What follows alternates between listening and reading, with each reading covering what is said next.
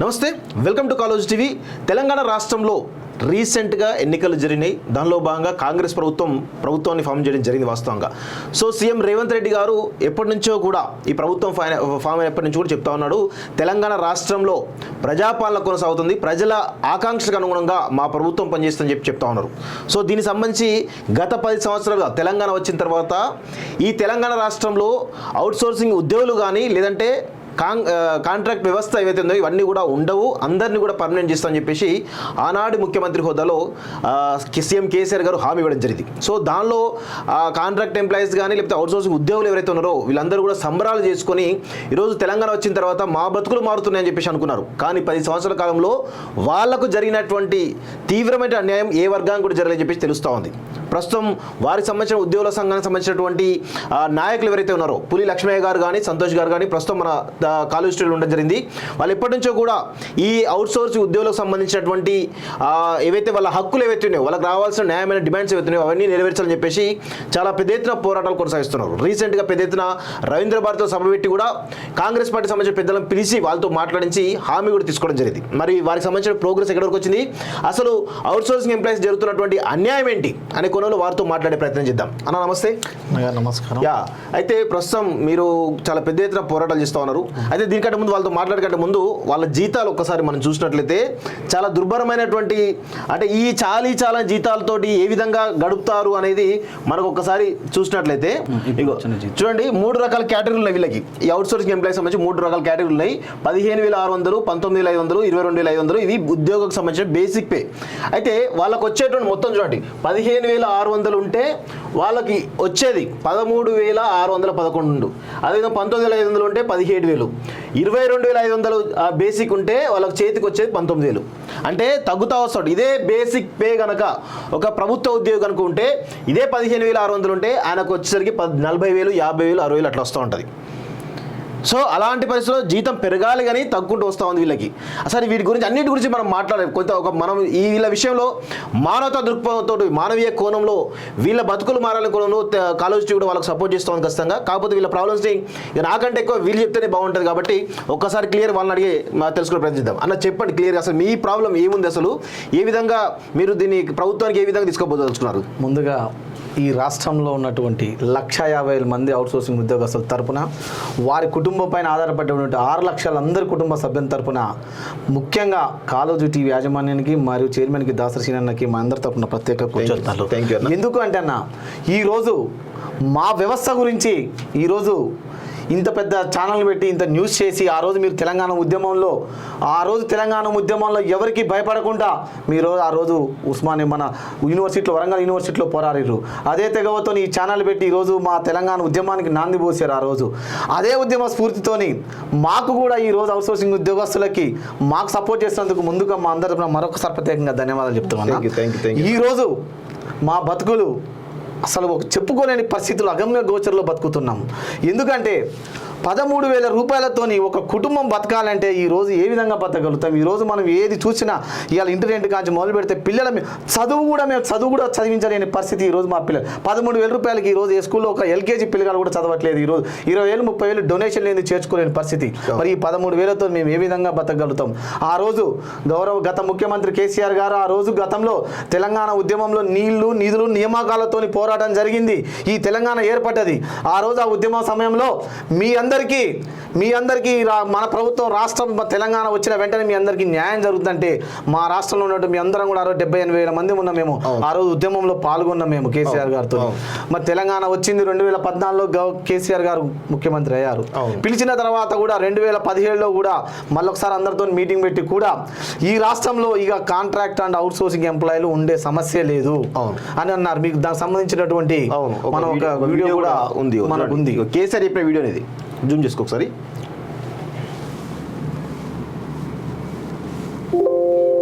నెల కోసం తీసుకొని పని అయిపోయింది బాబు అంటే పోయి అవుట్ సోర్సింగ్ అది వేరే. కేసీఆర్ అన్న మాట ముఖ్యమంత్రిగా ప్రగతి భవన్లో 2 నెలలు 3 నెలల కోసం తీసుకొని పని అయిపోయింది బాబు అంటే పోయి అవుట్ సోర్సింగ్ అది వేరే. 4,000 మంది తీసుకున్నట్టు సంవత్సరాల తరబడి పనిచేసేవాడు అవుట్ సోర్సింగ్ తలకైనది కాంట్రాక్ట్ ఏంది? నేను అదే మాట చెప్పిన గతంలో ఉద్యమంలో ఉన్నప్పుడు నేను చెప్పిన కాంట్రాక్ట్ ఎంప్లాయీ కాంట్రాక్ట్ ముఖ్యమంత్రిని పెట్టి రాదా బెత్తిని దొరుకుతాడు అంతే కదా. మంత్రులు ముఖ్యమంత్రులు కూడా మరి కాంట్రాక్ట్ చేసుకుంటే మీ ఇప్పుడు ఉన్న కానీ 40 మంత్రులు దొరుకుతారు పీడబోదా ఇక ఆ రోజు కేసీఆర్ గారు ఇచ్చినటువంటి హామీ ఇది. మరి మేము ఆ రోజు నిజంగా సగర్వంగా సందర్భం మేము ప్రతి ఒక్కరు మా కుటుంబాలు నిజంగా వెలుగులు నింపుకున్నాం. ఎందుకంటే ఒక ముఖ్యమంత్రి స్థాయిలోనే ఆ మాట అన్నాడంటే ఇక మనకు బతుకులు మారుతాయని అనుకోవచ్చు. మేము అనుకున్నాం ఒక రాజ్యానికి రాజు ఎట్లనో ముఖ్యమంత్రి మన రాష్ట్రానికి. ఆ రోజు స్వయాన అటువంటి అన్న తర్వాత మా బతుకులు భారతీయం చూసాం కానీ 2015 నుంచి 23 వరకు కూడా మా బతుకులు ఇంకా బాగుపడకటం పోటుతో పోల్చుకుంటే ఈ జీతాలు చూసుకుంటే ఇంకా ధైర్యమైన స్థితిలో బతుకున్నాం ఈరోజు. ఒకసారి మీకు గతంలో అట్లా పే స్కేల్స్ ఎట్లుండే, ఏ విధంగా ఉండే? మీరు గతంలో నాకు తెలిసి మీరు 15-20 years అవుతుందో చేపట్టి మీరు? నేను 10 years అవుతుంది అన్న చేపట్టి మాత్రం 10. ఓకే, ఒకసారి చెప్పండి క్లియర్ దానికి బేసిక్. మనకు మొట్టమొదటిగా అసలు 2005-6లో జియో నెంబర్ 2501 ద్వారా అప్పుడు అవుట్ సోర్సింగ్ విధానం మనకు అప్పుడు అమల్లోకి వచ్చింది. ఇది అప్పుడు డిఫరెంట్ గా ఎంప్లాయీస్ ఉన్నారు, డిఫరెంట్ కేటగిరీలు ఉన్నాయి. అప్పుడు ఉన్నటువంటి కాంగ్రెస్ ప్రభుత్వం ఈ విధంగా ఎవరికి స్కిల్ని బట్టి ఈ యొక్క మనకు కేటగిరీలు చేసింది. అంటే మొత్తం 2006 నుంచే స్టార్ట్ అయింది అంతే. వ్యవస్థ లేదు. అప్పుడు ముందు డైరెక్ట్ గవర్నమెంట్ నుంచి వచ్చే కొంతమందికి కాంట్రాక్ట్ అనేసి డైరెక్ట్ గా ఇచ్చింది. ఆ తర్వాత వ్యవస్థ ఇది ఇట్లా అంత చిద్రబోధనంగా ఉంది వ్యవస్థ అని చెప్పి ఒక వ్యవస్థను తీసుకొచ్చారు. చంద్రబాబు నాయుడు పీరియడ్ లో కూడా నడుస్తుంది కానీ దాని పర్టికులర్ గా ఎటువంటి లేవు. కానీ ఈ చట్టబద్ధతగా కాంగ్రెస్ గవర్నమెంట్ ఒక వీళ్ళకు జియో ఇవ్వాలి, వీళ్ళకు కొన్ని సర్టెన్ రూల్స్ ఇవ్వాలి, ఇది వ్యవస్థ చిత్రమోదరం ఉందని చెప్పి మనకు అప్పుడు జియో తీసుకొచ్చారు గవర్నమెంట్. ఆ తర్వాత అప్పుడు ఎవ్రీ ఇయర్ 5 సంవత్సరాలు లాగానే మనకు రెండోసారి జియో 2011లో జియో నెంబర్ 3తో వీళ్ళ జీతాలు అప్పటికి పరిస్థితి బాగాలేదని చెప్పి అప్పుడు ఉన్నటువంటి గవర్నమెంట్ ఒకేసారి మనకు 50% ఎబో పైనే పెంచింది. ఆ రోజు ఉన్నటువంటి అనుగుణంగా కాంగ్రెస్ ప్రభుత్వం. ఇప్పుడు అప్పుడు ఖచ్చితంగా 50% పెంచాలని కూడా ఆ జియోలు వీళ్ళకి ఖచ్చితంగా మెన్షన్ చేసింది. లేదా ఆ రోజు గవర్నమెంట్ ఉద్యోగికి టైం స్కేల్ ఏదైతే ఉంటుందో ఆ స్కేల్ ఏ బేసిక్ అవుతుందో అదన్నా వీళ్ళకి ఇవ్వాలని చెప్పి ఆ రోజు మనకు మెన్షన్ చేసి ఆ రోజు జియో ఇష్యూ చేసింది. మేము అప్పుడు ఉన్నటువంటి జీతాలకు కావచ్చు, అప్పుడు ఉన్నటువంటి వాళ్ళకు ఇది ఉంది మనకు. కానీ అప్పుడు మనకు జరుగుతున్న అన్యాయం జరిగింది, అప్పటికి జరుగుతుంది. కాబట్టి ఆ తర్వాతనే ఉద్యమం మనకు మొదలైంది. మొదలైన తర్వాతనే 2014లో మనకు టీఆర్ఎస్ ప్రభుత్వం వచ్చింది. ఇక టీఆర్ఎస్ ప్రభుత్వం వచ్చిన తర్వాత 2014లో మాకు జీతాలు పెరగాలి రూల్ ప్రకారం. కానీ 2 సంవత్సరాలు 2016లో జియో ఇష్యూ చేస్తే ఇప్పుడు ఒక గవర్నమెంట్ ఉద్యోగికి ఈ 2 సంవత్సరాల కాలంలో నష్టపోయినందుకు వాళ్ళకి ఏరియాస్ కూడా ఇచ్చారు. మరి తెలంగాణ ఉద్యమంలో పాల్గొన్నందుకు వాళ్ళకి ఇంక్రిమెంట్ కూడా ఇచ్చారు. ఇచ్చారు. మరి మాకు అటువంటిది ఏమి ఇవ్వలేదు, మాకు ఏమి ఇంక్రిమెంట్ లేదు, ఏరియాస్ లేదు. 2 సంవత్సరాల కాలంలో పాత జీతానికి మేము పనిచేసినాం ఆ రోజు గవర్నమెంట్ లో.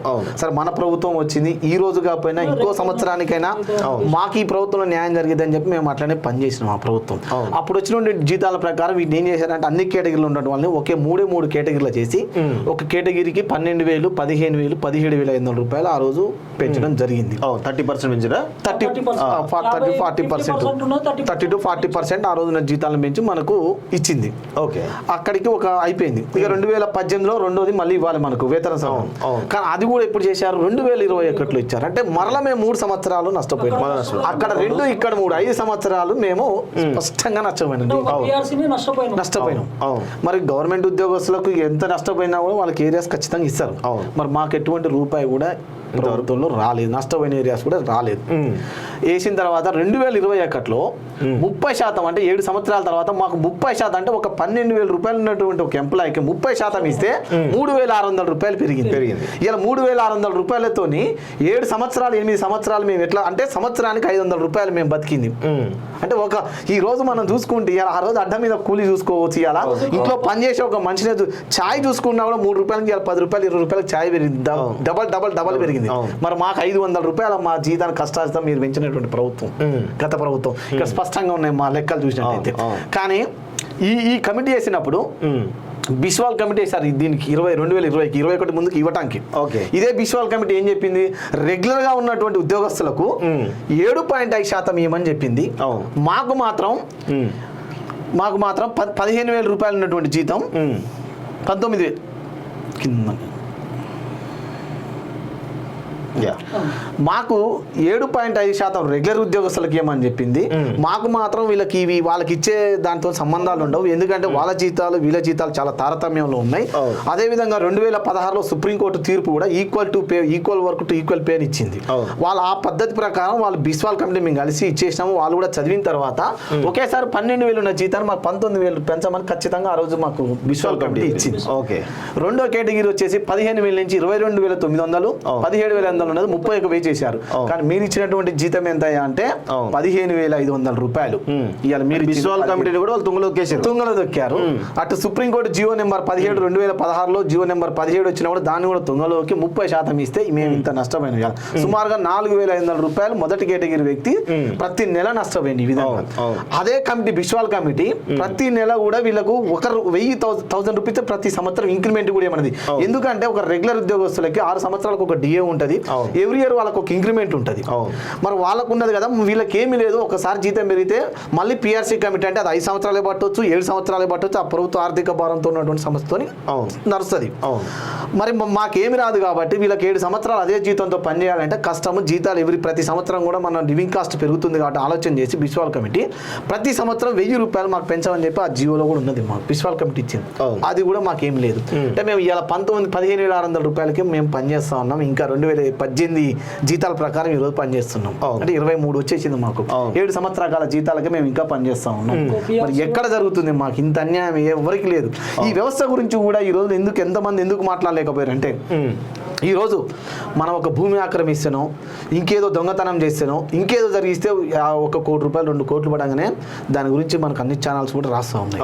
కానీ మా వ్యవస్థ గురించి ఎవరికి తెలియదు. ఎందుకు తెలియదు అంటే, నేను ఇప్పుడు ఒక ఎగ్జాంపుల్ కూడా మీకన్నా నేను ఎక్స్ప్లెయిన్ చేస్తా.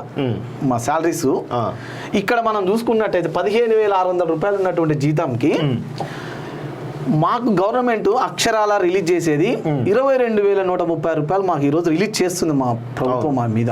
ఓకే, ఇది ఏజెన్సీకి ఈ బేసిక్ మీద గవర్నమెంట్ నుంచి ఏజెన్సీకి 22,136 రూపాయలు అక్షరాలు అతని అకౌంట్ లో పడిపోతుంది. ఓకే, మరి అతను మాకు ఇచ్చేది ఎంత చేతికి అక్షరాలు అంటే 13,600 రూపాయలు ఇస్తుంది. మరి ఈ డబ్బులన్నీ ఎట్లా పోతున్నాయి అంటే ఆల్మోస్ట్ 9,000 రూపాయలు, సుమారు 9,000 రూపాయలు. మరి ఏం జరుగుతుంది అనేది కూడా నిజానికి చెప్పాలంటే ఎవరికి తెలియదు. ఈ వ్యవస్థ గురించి ఒక వ్యవస్థ ఉన్నది. అందరూ ఏమనుకుంటే అవుట్ సోర్సింగ్ అంటే ఏంది, గవర్నమెంట్ నుంచి వాళ్ళకి వస్తే వీళ్ళకి వేస్తారులే అని చెప్పేది మాత్రమే తెలిసింది. ఎక్కడ జరుగుతుంది ఈ లోపం? అంటే ఈ లోపం ఎక్కడ జరుగుతుందని అంటే, ఈ రెగ్యులర్ గా ఒక ఎంప్లాయీకి ఈపీఎఫ్ అనేది 13% గవర్నమెంట్ ఇవ్వాలి. 13% ఇవ్వాలి. ఈఎస్ఐ కూడా వాళ్ళకి పే చేయాలి. ఇది అతను ఒక గవర్నమెంట్ మమ్మల్ని సప్లై చేసేందుకు కమిషన్. ఇది జిఎస్టీ టోటల్ షేర్ మీద జిఎస్టీ కడితే ఇతనికి వస్తుంది. ఈ 15,600 రూపాయల్లో మా ఎంప్లాయీ ఉద్యోగం నుంచి మేము ఈపీఎఫ్ కట్ చేసుకుని ఈఎస్ఐ పోతే ఈ డిడక్షన్ పోతుంది. 15,600 మా యొక్క 19,000 డిడక్షన్ పోతే ఇది రావాలి.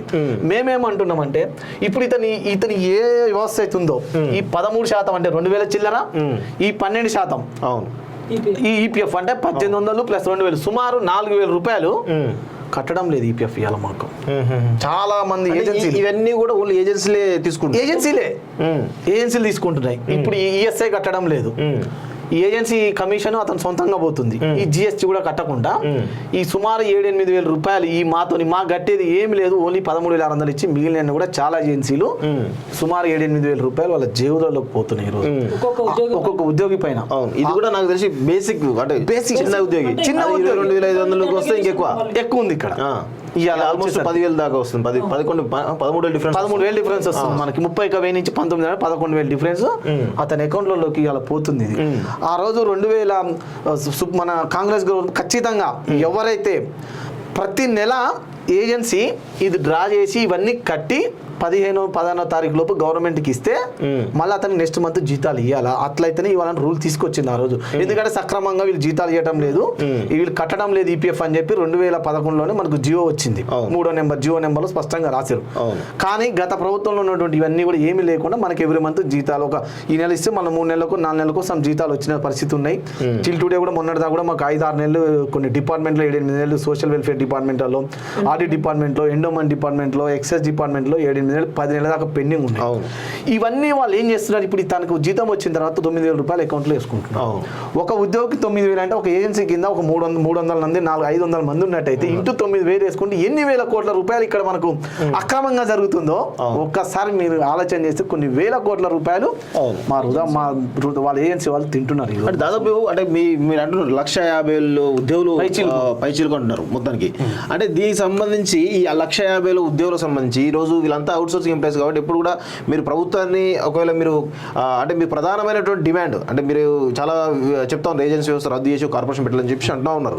అసలు ఫస్ట్ మీరు ప్రధాన డిమాండ్స్ చెప్పండి, డిమాండ్స్ చెప్పిన తర్వాత దానిలో సాధ్యత గురించి మనం మళ్ళీ మాట్లాడదాం. మా యొక్క ముఖ్యమైన డిమాండ్ ఈ ఏదైతే వ్యవస్థ ఉందో ఈ రోజు రాష్ట్రంలో కానీ దేశంలో కానీ ఈ దేశానికి అన్నం పెట్టే రైతు ఎంత ముఖ్యమో ఈ గవర్నమెంట్ నడపటంలో కూడా ప్రధాన పాత్ర ఉన్నటువంటి మేము మా అవుట్ సోర్సింగ్ ఉద్యోగస్తులం. ఈ రోజు కరోనా లాంటి కాలంలో కానీ ఎన్నికలలో కానీ ప్రభుత్వం ఏ పథకాలు తీసుకొచ్చినా ఇక మొన్న గత ప్రభుత్వంలో కూడా దేశ స్థాయిలో కూడా మొదటి మన పంచాయతీరాజ్ డిపార్ట్మెంట్లో వచ్చినా ఈ మున్సిపాలిటీ వచ్చినా కూడా ఇలా మేము తెల్లారుజామున 4 గంటలకు 3 గంటలు లేచి మా వాళ్ళు పని చేసి మొదలు పెడితే రాత్రి 10 దాకా చేసినటువంటి మా వాళ్ళ వ్యవస్థలోనే ఈ రోజు రాష్ట్రంలో ఉన్నది. మొత్తం ఏమంటే ఈ వ్యవస్థ ఈ మమ్మల్ని ఏదైతే ఇబ్బంది పెడుతుందో అసలు మమ్మల్ని ఏదైతే మా కుటుంబాలను చిత్రం చేసి మమ్మల్ని ఆత్మహత్యలు పాల్పడుతుందో ఈ వ్యవస్థను రద్దు చేసి ఆ ఏ జీతం అయితే వస్తుందో 22,000 మీరు ఏదైతే రిలీజ్ చేసారో దాన్ని మాకు పే స్కేల్ రూపంలో ఇవ్వండి, అదే మాకు స్టాండ్ బై ఇవ్వండి అని మొట్టమొదటి డిమాండ్ గా మేము మాట్లాడతాం.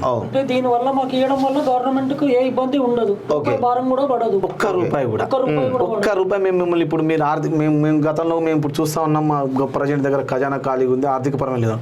మా ఈ వ్యవస్థను రద్దు చేస్తే ఒక్క రూపాయి ఖర్చు లేకుండా మీరు ఏదైతే రిలీజ్ చేస్తారో ఆ 22,000 మాకు ఇవ్వమని మేము స్పష్టంగా అడుగుతా ఉన్నాం. పే స్కేల్ రూపంలో ఇవ్వండి.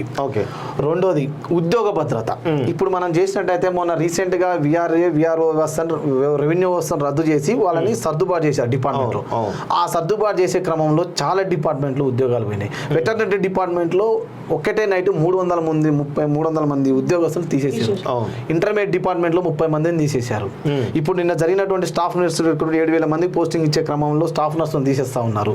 ఇప్పుడు జూనియర్ అసిస్టెంట్లో 9,000 రిజల్ట్ ఇచ్చారు. వీళ్ళని కూడా డిఫరెంట్ డిపార్ట్మెంట్లో చేసే క్రమంలో 15 సంవత్సరాలు 20-30 సంవత్సరాలు తీసేసి ఇప్పుడు వాళ్ళని రిక్రూట్మెంట్ చేస్తూ ఉన్నారు. మరి మాకు ఉద్యోగ భద్రత అనేది జీరో ఈ రోజు. అంటే మేము ఇవాళ నైట్ ఎలా కొడితే నెక్స్ట్ డే అంటే మీకు ఇన్ని సంవత్సరాలు చేసి ఉద్యోగ భద్రత కల్పించాలని రూల్ పెట్టుకుంటున్నారా, లేదంటే మీరు ఇమీడియట్ గా జాయిన్ అయితే ఉద్యోగ భద్రత కావాలంటున్నారా? మేము మాకు ఈ వ్యవస్థ రద్దు చేసి మాకు ఉద్యోగ భద్రత ఇవ్వండి. ఎందుకంటే మేము దీన్ని నమ్ముకొని ఇన్ని సంవత్సరాలు గవర్నమెంట్ నమ్ముకొని పనిచేస్తున్నాం కాబట్టి మా కుటుంబం ఆధారపడ్డది కాబట్టి మాకు ఒక ఉద్యోగ భద్రత అంటే ఎవరు ఎటువంటి ఉద్యోగాలు చూసుకుని వచ్చి రిజల్ట్ వచ్చినా సరే మమ్మల్ని తీయొద్దు. వాళ్ళని ఇంకా వేకెన్సీస్ ఉన్నాయి, వాళ్ళు కొత్తగా వచ్చారు కాబట్టి వాళ్ళకి ఇంకా అవకాశం ఇవ్వండి. ఎందుకంటే మేము ఆల్రెడీ అక్కడ పనిచేస్తా ఉన్నాం, మాకు ఆ వ్యవస్థ కూడా మొత్తం తెలిసిపోయింది, మేము గవర్నమెంట్ పరంగా పనిచేయగలుగుతున్నాం. మాకు ఉద్యోగ భద్రత అని మా కుటుంబాలను కాపాడమని చెప్పి రెండో పాయింట్ అడుగుతాం. మూడోది వచ్చేసి ఉద్యోగస్తులందరికీ అసలు ఈరోజు ఈఎస్ఐ కూడా చెప్పాలంటే అసలు అక్కడ పోలేని గడప మెట్లను కూడా తాకలేని పరిస్థితి ఇలా మా కుటుంబాలు కానీ మేము కానీ. మేము ఒక ఇన్స్టెన్స్ ఇవ్వండి మా కుటుంబాలకి. ఈరోజు మేము ఇలా మాకు వచ్చే జీతంతోనే బతకలేము, ఇక వచ్చే రోగాలతోనైతే అసలే బతకలేని పరిస్థితి. ఇవాళ మనం చూస్తుంటే హాస్పిటల్కి పోతే ఎంత డబ్బులు అవుతుందో మనకు కూడా తెలుసు. మరి ఆ జీతాలు హాస్పిటల్ పోతేనే స్కానింగ్లకి అయితే 10,000 స్కానింగ్లు మరి మేము ఎక్కడి నుంచి తీసుకొచ్చి పెట్టాలి మేము. అందుకే మాకు ఒక ఆరోగ్యం ఇన్సూరెన్స్ ఇవ్వండి, మాకు ఆరోగ్య భద్రత అడుగుతున్నాం మేము. ఇప్పుడు ఇందాక అనుకున్నట్టు మనం బిస్వాల్ కమిటీ ప్రకారం ఇంక్రిమెంట్ 1,000 రూపీస్ ఇచ్చినట్టయితే మాకు అతను బిస్వాల్ కమిటీ 19,000 రూపాయలు చూపించారు మాకు మొదటి కేటగిరీ. ఇలా 1,000 రూపీలు ఇచ్చినా కూడా 4,000 ఇచ్చినా కూడా ఇలా 23,000 చిల్లరే మాకు బేసికే ఉంటుంది మాకు. అదొకటి మాకు ఖచ్చితంగా కలిపియండి. ఎందుకంటే మాకు ఏ డిఏలు ఉండవు, టీఏలు ఉండవు, ఇంక్రిమెంట్లు ఉండవు. అలాగే ఇప్పటివరకు పెండింగ్ లో ఉన్న జీతాలు కూడా ఇప్పుడు అనుకున్నాం ఈఎస్ఐ ఏరియాస్ పిఎఫ్స్ కూడా మాకు సకాలంలో చెల్లించండి. ఇప్పుడు మహిళా ఉద్యోగుల పరిస్థితి కూడా అంటే సార్ మనం ఒక 1 అవర్ లేట్ అయినా పని చేసుకుంటాం. వాళ్ళు ఎటువంటి పని చాలా ఇబ్బంది ఉంది, వాళ్ళు ఇంట్లో చూసుకోవాలా, సమాజంలో తిరగాలి, మళ్ళీ డ్యూటీలు చేసుకోవాలి. ఎటువంటి సెలవులు లేకపోతే కూడా ఇలా కుటుంబం మహిళ మీద ఆధారపడిన పరిస్థితి. వాళ్ళకు కూడా కనీసం సెలవులు మంజూరు చేయండి. ఇక చివరి పాయింట్ అసలు ఉద్యోగి సర్వీస్ లో ఉండి చనిపోతే ఇవాళ ఒక ఉద్యోగి గవర్నమెంట్ వ్యవస్థలో 5 ఏళ్ళు 10 ఏళ్ళు 20 ఏళ్ళు 30 ఏళ్ళు పనిచేసి మధ్యలో ఏదైనా కాలంలో చనిపోతే ఇలా కుటుంబం రోడ్డున పడుతుంది. ఇలా కారణం ఏంటంటే మాకు గవర్నమెంట్ నుంచి ఒక్క రూపాయి కూడా రాదు. మీరు ఈరోజు పని చేశారా, మీకు ఏదైనా మీకు మాకు సంబంధం లేదు. ఏజెన్సీ వాడి చేతులు ఎత్తేస్తున్నాడు, గవర్నమెంట్ వాడేస్తున్నాడు. మరి మేము పనిచేసిన వ్యవస్థ గవర్నమెంట్ వ్యవస్థలో ఒక రూపాయి కూడా రాకపోతే ఇలా ఏ ఉద్యోగం అయితే చేస్తుండో అతను రోడ్డున పడితే చనిపోతే ఆ కుటుంబం పరిస్థితి ఏందని మా పరిస్థితి. అలాంటి ఘోరమైన బతుకుతున్నాం. ఇలా 60 ఏళ్ళు సర్వీస్ చేసిన తర్వాత ఒక గవర్నమెంట్ ఉద్యోగికి వాళ్ళకి ఇంక్రిమెంట్ వాళ్ళకి ఒక 20 లక్షలు 30 లక్షలు అన్ని రకాల బెనిఫిట్స్ వస్తాయి. రిటైర్మెంట్ అయితే మాకు జీరో బెనిఫిట్స్. పని చేయాలి, దిగేసి వెళ్ళిపోవాలి. అవును. ఇప్పుడు ఇదంతా చేయాలంటే ప్రభుత్వం నుంచి ఒక కార్పొరేషన్ పెట్టాలని డిమాండ్ వినిపిస్తూ ఉంది. సో ఈ కార్పొరేషన్ వల్ల నిజంగా మీ బతుకులు మారే అవకాశం ఉందంటారా? అంటే మేమేమంటున్నాం అంటే కార్పొరేషన్ పెట్టినా కూడా వాటిలో కొన్ని రూల్స్ అండ్ రెగ్యులేషన్స్ కంపల్సరీగా పాటించాలి. ఏ విధంగా అంటే ఈ అవుట్ సోర్సింగ్ అనే పదమే ఉండదు ఆ కార్పొరేషన్ లో.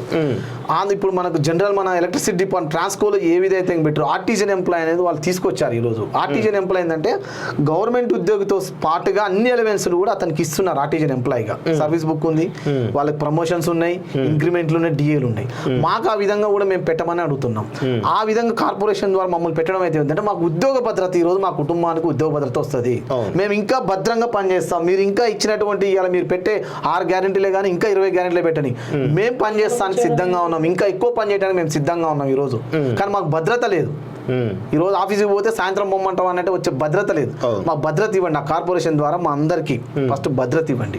భద్రత ఇచ్చి వేతనాలు పెంచితే ఇంకా మేము పనిచేయడానికి మా రాష్ట్రంలో ఉన్నటువంటి పక్కన ఉన్నటువంటి ఆంధ్రప్రదేశ్ రాష్ట్రంలో కూడా మీరు అన్నట్టు కార్పొరేషన్ పరిధిలో ఇవన్నీ ఉండడం జరిగింది. కానీ అక్కడ కూడా చాలా ఇబ్బందులు పడుతున్నారు ఎంప్లాయీస్ అని చెప్పేసి ఒక విషయం తెలుస్తుంది. ఎందుకంటే మీరు అన్నట్టు జిఎస్టీ కానీ ఇవన్నీ కానీ ఆటోమేటిక్గా అవే కట్ అవుతున్నాయి. వాళ్ళకి రావాల్సినటువంటి బెనిఫిట్స్ రావట్లేదు. సేమ్ మీకు ఎట్లా వస్తుంది అక్కడ కూడా అదే పరిస్థితి వస్తూ ఉంది.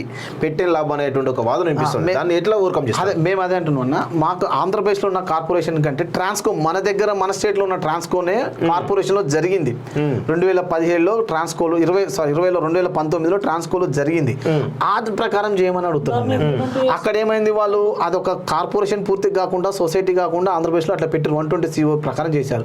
వాళ్ళు ఏం చేశారంటే ఇదే జిఎస్టీని మళ్ళీ వాళ్ళే తీసుకుంటారు గవర్నమెంట్. అది కూడా పూర్తి వ్యతిరేకం. అది మేమేమంటున్నాం, ఈ వ్యవస్థ ఈ ఏదైతే డబ్బులు ఉన్నాయో మాకు ఇవ్వండి డైరెక్ట్ గా మేమే అడుగుతున్నాం. మేము పనిచేస్తున్నాం. కానీ ఇప్పుడు ప్రభుత్వం నుంచి కనుక మీకు డైరెక్ట్ డబ్బులు వస్తే మళ్ళీ మీరు తర్వాత పర్మనెంట్ కోసం అని చెప్పి మళ్ళీ వేరే ఒక పోరాటం చేసే అవకాశాలు ఉంటాయి అనేది ఒక వాదన బలంగా అనిపిస్తుంది కదా అన్న. నేను ఒక మాట కూడా చెప్తాను. గతంలో కూడా ఇప్పుడు కాంట్రాక్ట్ వ్యవస్థ మన రాష్ట్రంలో పనిచేయడం 20-34 ఏళ్ళ పైన ఉన్నారన్న.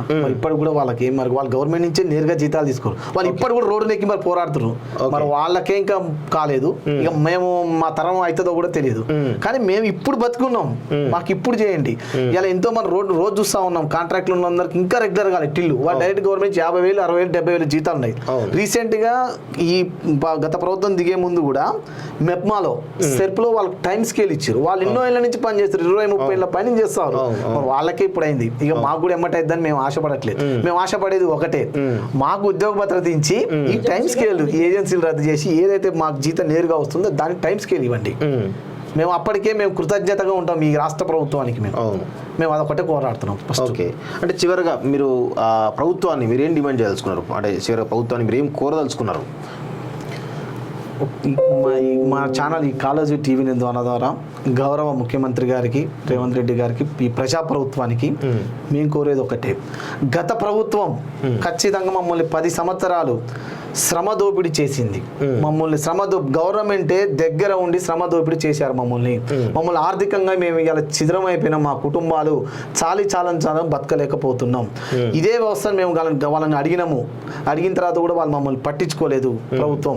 అదే క్రమంలో ఎలక్షన్ మూమెంట్లో కూడా మేము ప్రజాప్రభుత్వం ఎవరైతే పోటీ చేశారో కాంగ్రెస్ ప్రభుత్వంలో మేము చాలా మంది పెద్దలకి, ఇప్పుడు ఉన్నటువంటి కోమటిరెడ్డి గారి మంత్రి గారికి, బట్టి విక్రమార్కకి, శ్రీధర్ బాబుకి మేము అందరికీ కూడా మా రిప్రజెంటేషన్ ఇచ్చాం. మేము వాళ్ళు గతంలో 2018 వాళ్ళ యొక్క మేనిఫెస్టోలో కూడా అవుట్ సోర్సింగ్ ఉద్యోగస్తులకి వ్యవస్థ రద్దు చేస్తాం, మేము టైం స్కేల్ ఇస్తామని చెప్పి వాళ్ళు 2018లో కూడా పెట్టడం జరిగింది మా గురించి.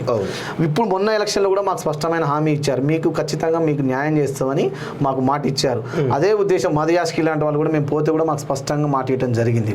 ఇవన్నీ మేము ఆలోచన చేసుకొని మా యొక్క జేఏసీ కమిటీ మేము ఆగస్టులో ఏర్పడ్డాం. మేము ఒక ప్రతీకగా ఏర్పడ్డాం. ఈ రాష్ట్రంలో మా బతుకులు మారాలంటే మన వ్యవస్థ గురించి మనకు జరుగుతున్న అన్యాయాలు బయటికి రావాలని చెప్పి మేము ఒక వ్యవస్థగా ఏర్పడి సమావేశాలు పెట్టడం జరిగింది.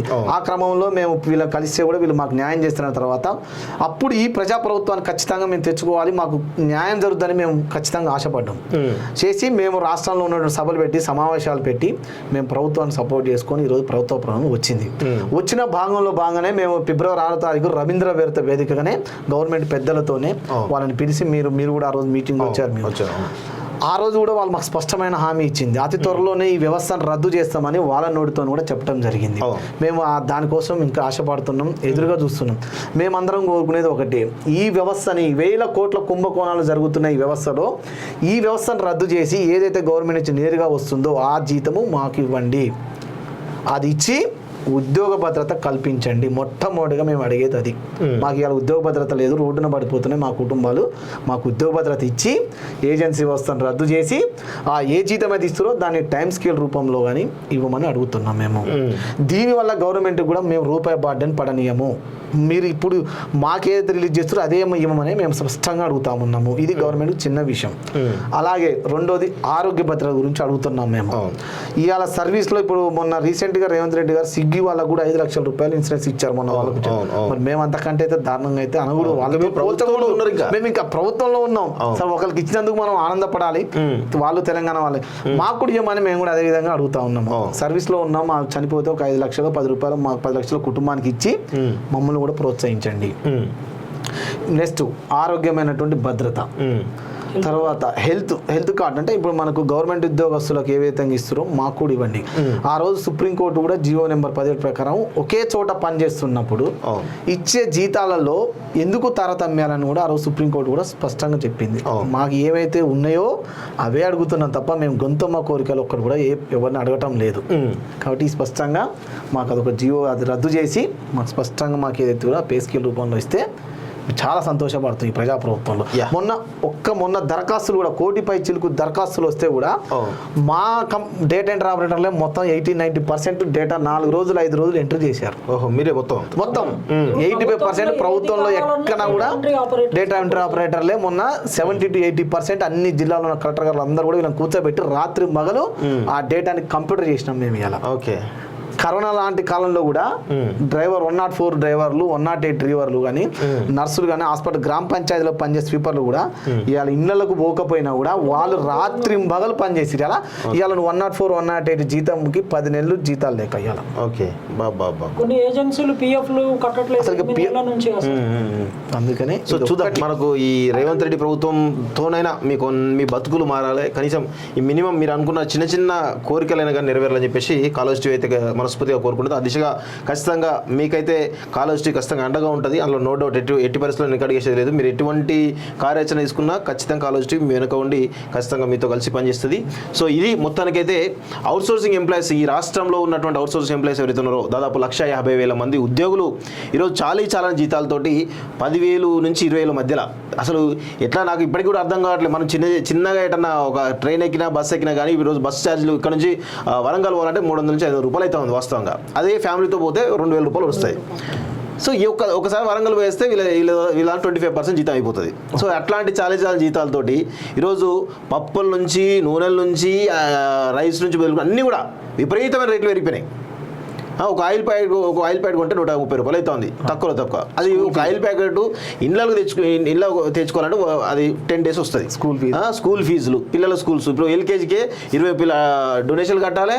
50 నుంచి 70,000 1,00,000 రూపాయల మినిమం 50,000 ఉన్నది ఇంటికి. ఇంకా మంచి స్కూల్ అయితే 1,00,000 రూపాయలు 2 లక్షలు కూడా ఉన్నాయి LKG. అవి ఇంటికి రాయి. ఇప్పుడు హైదరాబాద్ ఇంటికి రాయి ఏంది, చిన్న ఒక సింగిల్ రూమ్ తీసుకున్నా కానీ 8,000 రూపాయలు ఉన్నది. సింగిల్ బెడ్రూమ్ అయితే 12,000 15,000 ఉన్నది. వాళ్ళు ఇంటి కట్టుకోవాలా, తినాలా, పిల్లలు చదివియాలా, జీతంతో ఇన్ని రకాల అవసరాలు ఉన్నాయి. సో ఇప్పటికైనా కానీ అంటే వీళ్ళ పరిస్థితిని మానవీయ కోణంలో ఆలోచించాలి. ఫస్ట్ ఆఫ్ ఆల్ ప్రభుత్వం మానవీయ కోణంలో ఆలోచించి మానవతా దృక్పథంతో వీళ్ళ బతుకుల్లో కొంతమేర వీళ్ళు అడిగేది ఏదో పెద్దగా మా శాలరీలో డబుల్ చేయాలి లేదు మా శాలరీలను పెంచాలని చెప్పేసి అడుగుతలేరు. ఉన్నదాన్ని కొంచెం మీరు చిన్న మార్పులు చేసుకుంటే ప్రభుత్వం భారం పడకుండా ఖచ్చితంగా వీళ్ళకు చేస్తే కనుక మా బతుకులలో కొంత మేము రిలీఫ్ అవుతామని చెప్పేసి చెప్తా ఉన్నారు. సో ఆ దిశగా మరి గతంలో కేసీఆర్ ఎట్లా చేయలేదు, సరే అయిపోయింది కేసీఆర్ పని ఆల్రెడీ. కేసీఆర్ ఇలాంటి అనేక మంది జీవితాల్లో అవుట్సోర్సింగ్ ఎంప్లాయీస్గా చాలా మంది జీవితాల్లో చీకలు నింపిండు కాబట్టి ఈరోజు వీళ్ళందరూ కలిసి కేసీఆర్కు చీకలు చూపించారు వాస్తవంగా. సో ఇప్పుడు కనీసం రేవంత్ రెడ్డి గారైనా కానీ గతంలో కేసీఆర్ చేసిన తప్పులు చేయకుండా మీరు ఒక మానవతా దృక్పథంతో ఈడ ప్రజాపాలన చెప్తా ఉన్నారు కాబట్టి ఖచ్చితంగా వీళ్ళపైన కొంత మీరు కరోనా దయ చూపించేసి వీళ్ళ బతుకుల్లో వీళ్ళు అడుగుతున్న చిన్న డిమాండ్స్ ఏవైతే ఉన్నాయో చిన్న భద్రతలు ఏవైతే ఉన్నాయో ఇవన్నీ కూడా కల్పించని చెప్పేసి కాలేజ్ టీవీ విజ్ఞప్తి చేస్తూ ఉంది. సో ఇది మొత్తానికైతే అవుట్సోర్స్ ఎంప్లాయీస్ తోటి వాళ్ళ సమస్యలపైన చిన్న డిస్కషన్ చూస్తుండండి college TV. Thank you very much.